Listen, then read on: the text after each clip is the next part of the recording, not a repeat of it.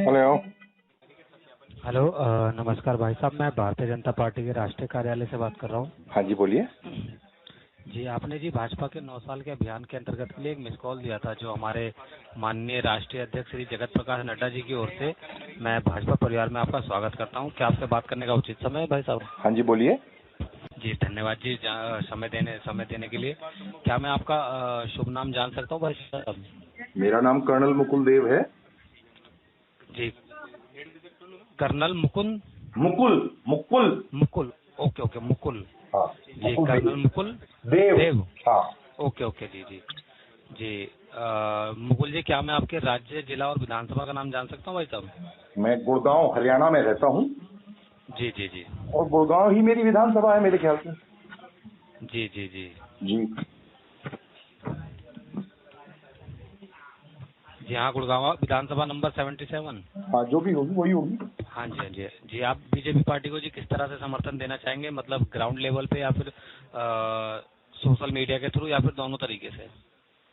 आप किस तरह का समर्थन चाहते हैं मुझसे, बताइए। जी हम तो हर तरीके का चाहते हैं कि आप ग्राउंड लेवल से भी समर्थन दें और सोशल मीडिया के थ्रू भी दें।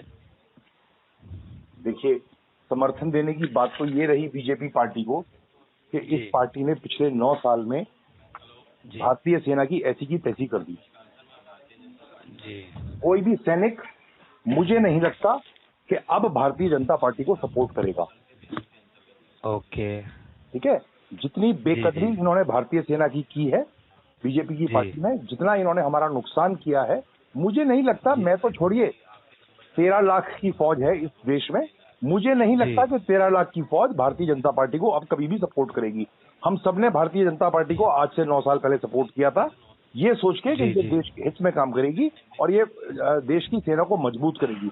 लेकिन सिवाय फोटो ऑप्स करने के, लड्डू खिलाने के दिवाली के दिन भारतीय जनता पार्टी ने भारतीय सेना का बहुत निश्चित तौर पे नुकसान किया है। तो मुझे नहीं लगता कि कोई भी सच्चा सैनिक भारतीय जनता पार्टी को कभी भी अब सपोर्ट करेगा।